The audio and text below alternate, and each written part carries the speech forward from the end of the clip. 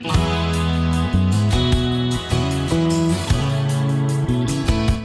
to Motivated to Lead podcast, helping you become a better leader. I'm your host, Mark Klingsheim. Hi, everyone. This is Mark Klingsheim with SEMA Partners. Glad you could join us again this week for our podcast. This week, we're going to be having a conversation with Grace Colon. Grace is the CEO of Nkarta, and she has a strong background working in biopharma for over 25 years in the genomic space.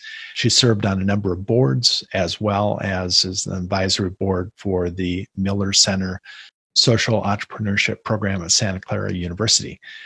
She has held a number of roles in both startups as well as large companies, and she has a PhD from MIT in chemical engineering, as well as earlier in her career, she was a consultant from McKinsey. Looking forward to our conversation with Grace today.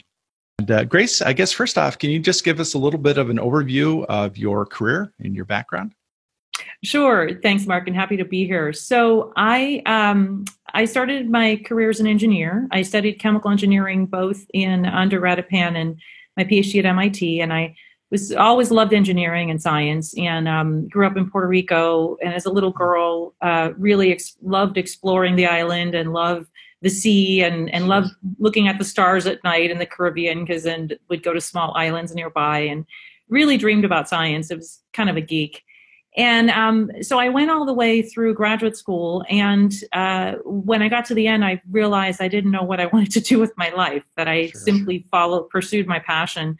But luckily at the time, McKinsey & Company was hiring quite a bit. They were growing, this was in 1996, they were growing quite a bit and had run out of basically MBAs to hire. So they started hiring advanced professional degrees, so PhDs, MDs, JDs. And I knew nothing about consulting, knew nothing about the business world, but thought it sounded really fun and glamorous to travel around the world and learn about different industries. And so I did that, and it was fabulous training. I worked in a number of different industries and ended up getting hired by one of my last clients, which was Affymetrix. Sue Siegel from Affymetrix hired me in a strategic planning position. And it was at a time where genomics was really exploding. So the human genome had recently been sequenced, and Affymetrix was at the forefront of a lot of genomics discoveries in oncology and other areas. And it was a really phenomenal time to be there, great teams. But I realized after a few years that I really wanted to expand my horizons, and that genomics was a fantastic enabling area, but it was only a slice of healthcare. And so I was able, through networking, to get an offer at Gilead Sciences, where I spent several years in corporate, commercial, and R&D roles. Again, a fantastic time. I built a commercial strategic planning group, built an alliance management group, led the newly consolidated clinical operations group. After a few years at Gilead, I went to Intrexon, where I was given the opportunity to build a new synthetic biology division focused on industrial biotech, which actually was what my PhD research was focused on. So it brought me back to my first love, and was able to build a division from scratch and come up with some pretty exciting projects that are still in the company today, such as methane bioconversion to high-value chemicals. And after Intrexon, I dove headfirst into the startup world and never looked back. I started my own biotherapeutics company. Unfortunately, never reached escape velocity, because that eternal startup problem where you need data for money and money for data. We weren't able to get out there. But it was a fantastic learning experience. And I was also around the same time approached by John Patton, who was one of the founders of Inhale Therapeutics, now Nektar, to help them with Nkarta Therapeutics, which is where I am today. We're working on an inhaled formulation for acute episodes of atrial fibrillation. So I helped them raise money. And while I was doing that, I approached a venture capital firm where I knew some folks back from my McKinsey and MIT days. And it turns out they needed a biotech partner with my exact skill set and experience. So serendipity led me to becoming a venture capital partner while I still worked on my startups. And ever since then, I've been on several boards. I've led some startups to new milestones. And now most of my time is, the vast majority of my time is spent as CEO of Nkarta Therapeutics. But I still am involved with several startups and sit on a few boards. Great. So if you weren't doing what you're doing now, what career path would you've taken? I would be right now on a dive boat exploring the ocean with National Geographic or some ocean conservancy. I love scuba diving, and I love microbial diversity as one of my early passions. So I think I'd be doing that as an alternate career path if I weren't doing what I'm doing now. Yeah, that sounds like a great career path. Mhm. Tell me a little bit as far as if you were to go back, knowing what you know now, go back and talk to a 22-year-old Grace. What advice would you give her, knowing what you know now? Yeah, it's a great question. And it's funny that you picked that age because at 22, I had just decided to take a year off between undergrad and grad and postpone a National Science Fellowship and go live in France for a year. So I arrived in Paris with no job, knowing that in January I had a job with Merck in the south of France. But for 3 months I had nothing to do. And so I walked in the Pasteur Institute with my little resume. This is pre-internet days, and I had no idea what I was doing. And the first researcher I talked to gave me a job. So for 3 months, I did research at the Pasteur Institute and had a fantastic time at a time that was, pretty important in terms of the research they were doing there. And so I think what I would tell myself is I was afraid to go and do all of this, but I would tell myself, don't be afraid. Trust your gut instincts. If you want to take a year off to go explore, go do it. And I've never looked back, and I often give that advice to others. There's plenty of time to develop the rest of your career, but if you have an opportunity like that, just take it. Sure. Well, that sounds like a great adventure for a few months. Tell me your work. You've been working with Santa Clara University, working with entrepreneurs, and it looks like you're involved in mentoring of people in that probably 20-something age group. Tell me some lessons that you learned just even working with students, and just some of the things that you talk about with them. Well, that's amazing. I mean, it's been an amazing experience. So the Miller Center for Social Entrepreneurship in Santa Clara has been around for a couple decades, and it's quite innovative in their approach in helping social entrepreneurs around the world, and also in the U.S., by the way.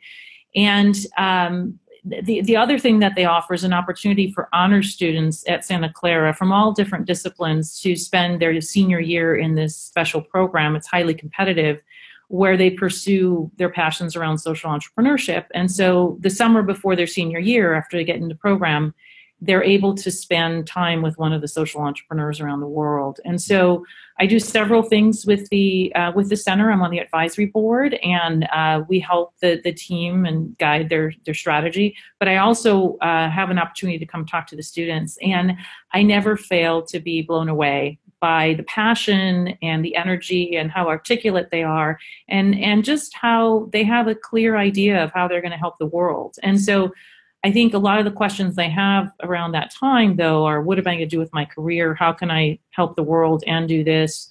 And we tend to take the experience we have in our careers and look at what they've learned in their young lives already, and help them translate that so they can go have a career. Some of them may go into the corporate world for a while and go back and forth between social entrepreneurship. But it's important to point out that these skills they've learned, helping companies from scratch or solving problems for them, can be highly valuable in the working world. So that's one thing that I help them with. But I also learn a lot from them. I mean, I always walk away with a heart full of just hope for the next generation by working with these students. And likewise, with the social entrepreneurs, there's some amazing companies that are doing everything from water filtration franchises to apps for farmers to predict the weather or have better information about pricing. And it's amazing that technology can be a great enabler, and we can help replicate these businesses around the world by putting them in touch with each other and sharing what we've learned. So it really is a great experience. And for anybody out there in the Bay Area who wants to get involved, please reach out to me and I can get you in touch. Great. Now, I know you've done a lot of work with entrepreneurs as they're kind of getting into, and some non-traditional founders that you've worked with. Tell me a little bit about that, and just some of the things that you've learned in working with some of the up and coming entrepreneurs in the Bay Area. Oh, absolutely. So I think this came up when we're talking about non-traditional founders and CEOs, and what do we mean by that? We mean essentially by women or minorities who are in the entrepreneurial setting and need to raise money and grow their companies. And in the biotech world, which is what I'm focused on, of course, it's a bit challenging because of the sources of capital, and the traditional sources of capital are really focused on folks who've been in the industry and folks who have the networks necessary to succeed and raise capital in a very high risk environment. And so from my own experience in trying to raise money for my own biotech companies, and also working with colleagues and friends, I realized that while it's particularly challenging for us, meaning non-traditional founders and CEOs, there are tremendous resources out there. And there's also a growing body of evidence to show that non-traditional founders and CEOs can actually be as successful, even more successful than traditional ones. And so giving people the confidence to be able to point to those successes, the resources necessary, and also the confidence to realize that you have to be especially resilient to deal with the extra challenges you have to surmount to succeed in these environments. And so when you flip it around and say, you're particularly resilient and creative, make sure you're communicating that when you're trying to raise capital, and change the perception of what it means to be a founder and a CEO, and use it to your advantage. So that is something that we use a lot. And also there are bigger networks now of non-traditional sources of funding. And so we try to connect people to those as well. So somebody that's kind of starting out on that fundraising, that's a hat that I think a lot of entrepreneurs don't realize they wear, that as the CEO of the organization, is that they're also the chief fundraiser. Mm-hmm. Give some tips to someone maybe that's going out there. And you talked a little bit that it takes resilience as far as to get that capital raised. But what are some other things that you would advise somebody to do?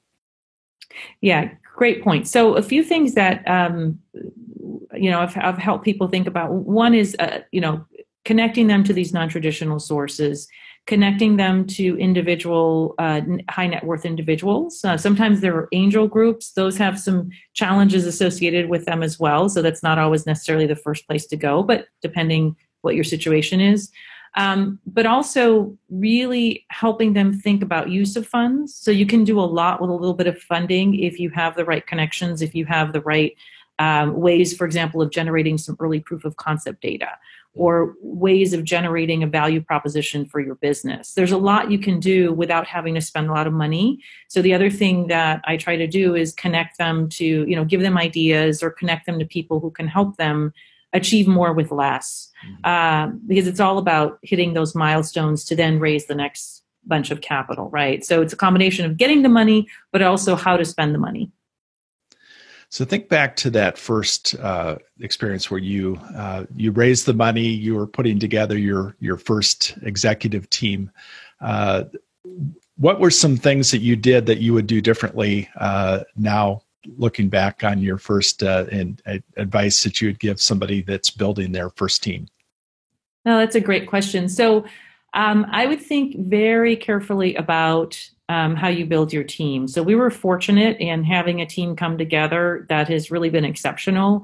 But I've been in situations or seen people in situations where there've been some real challenges with the early team. And so I would advise people to, as much as possible, put off hiring people full time. Mm-hmm. There's a tremendous network of individuals who are highly experienced that you could hire for part-time or consulting or advisory positions.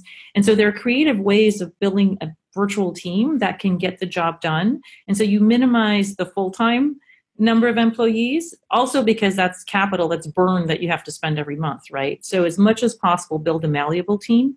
But the people that you do bring on board for full-time, make sure that you've either worked with them or you vet them very carefully, and that they get a chance to vet you, because it's not just about, hey, are they perfect for this role, but am I good to work with them? Am I the way my working style, my goals, whatever it might be, I have to think about them as well. Would they appreciate my management style? Would they like the way I feel we need to move ahead with the company? Do they like the rest of the team or the board or the investors? So it's really finding that perfect fit and finding a complementary set of experiences and skills that can get you to the next milestone. So basically, just be very careful how you build your team. You don't have the luxury of, sometimes it can set you back if you hire the wrong person. Not only can it delay progress, but it can actually set you back, and you don't get that time back. It's very expensive cash at that stage of the company. So when you're thinking about kind of attributes, there's a different mindset in a startup versus a large national company. What are some of the attributes that you look for as you're looking to bring people into kind of more of a startup role? I would say the ability to go with the flow is a key attribute. So assuming everybody has the right experience, the right set of skills, et cetera, I think there's a certain type of personality that can handle, that works better in uncertainty and with a lot of rapid change. It's very important that they have a really good sense of humor about the world and about themselves. You have to have fun. I mean, a startup is can be very tough, can be very uncertain. And you need to have people that don't take themselves too seriously, that recognize what they bring to the table and are very collaborative, but also can have fun. Work ethic is important, but I'm not talking about the work ethic that requires you to be in the office 20 hours a day. I'm talking about knowing that they'll focus on, what do I need to be doing now? What do I need to be doing this week, this month, and getting it done, even if they have to leave at 2 to take their kid to a soccer game, which I encourage. I mean, I think you could, anybody on my team, we really support each other, and people have lives, they have hobbies, they have families, and we're still able to get everything done. They'll be there on the weekend if there's something urgent. They'll be there at night, on email or by phone. But knowing that you can trust the team, that they'll be there for you, you'll be there for them, and that they are don't get flustered easily. That's very important attributes. Good. So, any books that you've recommended to upcoming leaders that you have on your bookshelf that you go back to, or that you would recommend for somebody starting out? Yeah, great question. It's funny. I've never been a big,